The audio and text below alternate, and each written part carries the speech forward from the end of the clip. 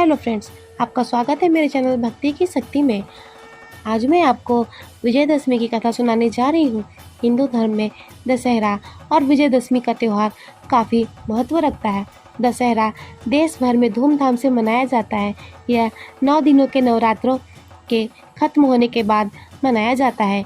इसी दिन भगवान श्री राम ने लंकापति रावण का वध किया था और माँ भगवती ने 9 रात और 9 दिनों के युद्ध के बाद राक्षस महिषासुर का वध कर देवी देवताओं को और पृथ्वी लोक को उसके अत्याचारों से मुक्त कराया था। हिंदू पंचांग के अनुसार विजयदशमी अश्विन मास के शुक्ल पक्ष की 10वीं तिथि को मनाया जाता है।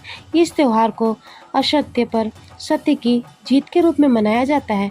दशहरा के पावन पर्व पर पूरे देश भर में रावण के पुतले फूंके जाते हैं, क्योंकि ऐसी मान्यता है कि इस दिन रावण का पुतला दहन करने से सभी बुराइयों और अवगुणों का नाश होता है। भगवान राम ने इसी दिन रावण का वध किया था। असत्य पर सत्य की विजय के रूप में मनाया जाता है, इसलिए इस दशमी को विजयदशमी के रूप में मनाया जाता है। दशहरा वर्ष के शुभ तिथियों में से एक है। अन्य तिथियां चैत्र शुक्ल की एवं कार्तिक शुक्ल की प्रतिपदा। इस दिन लोग नया कार्य आरंभ करते हैं। इस दिन शस्त्र पूजन, वाहन पूजा की जाती है। प्राचीन काल में राजा लोग इसी दिन विजय की प्रार्थना कर यात्रा के लिए प्रस्थान करते थे। दशहरा का पर्व 10 प्रकार के पाप, काम, क्रोध, मोह, मद, अहंकार, आलस्य, हिंसा, लोभ, मत्सर और चोरी जैसे अवगुणों को छोड़ने की प्रेरणा देता है। रावण भगवान राम की पत्नी देवी सीता का हरण कर लंका ले गया था। भगवान राम युद्ध की देवी माँ दुर्गा के भक्त थे। उन्होंने युद्ध के दौरान 9 दिनों तक माँ दुर्गा की पूजन की और 10वें दिन रावण का वध किया। इसलिए विजयदशमी एक महत्वपूर्ण दिन है।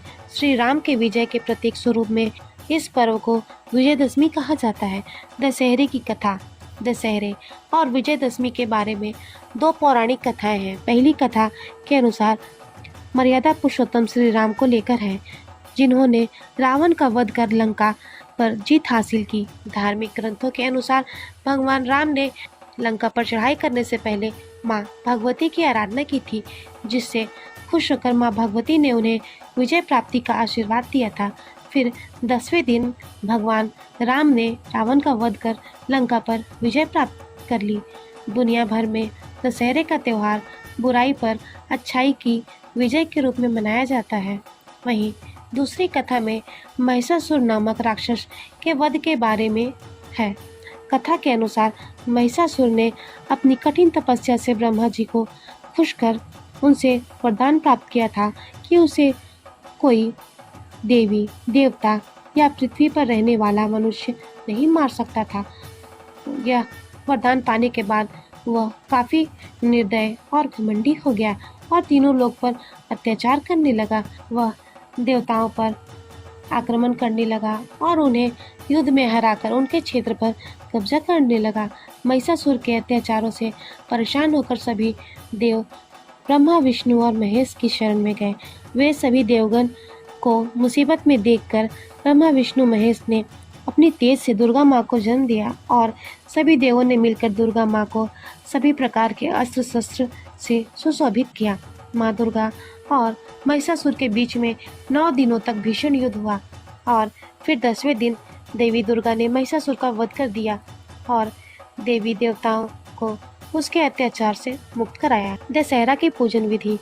विजयदशमी के दिन शुभ मुहूर्त में शमी के पौधे के पास सरसों के तेल का दीपक जलाएं और सभी पूजन मंत्र पढ़ें। इसके बाद सभी दिशाओं में विजय की प्रार्थना करें।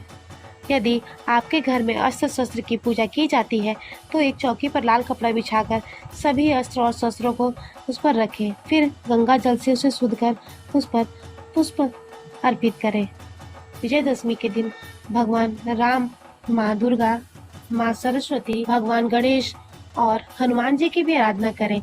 इस दिन गाय के गोबर से 10 गोले या कंडे बनाएं। इन कंडों में नवरात्रि में बोए गए जौ को लगाएं। इसके बाद धूप दीप जलाकर पूजा करें। विजयदशमी के दिन शमी के वृक्ष की पूजा करके किसी भी नए काम आदि की शुरुआत की जाती है तो उसमें जरूर सफलता मिलती है। पुराणों के मुताबिक जब भगवान श्री राम लंका पर चढ़ाई करने जा रहे थे तो उन्होंने समी के वृक्ष के आगे अपना शीश झुकाया था और लंका पर विजय की कामना की थी। अगर आपको मेरी यह कहानी पसंद आई हो तो मेरे वीडियो को लाइक करें और ज़्यादा से ज़्यादा शेयर करें।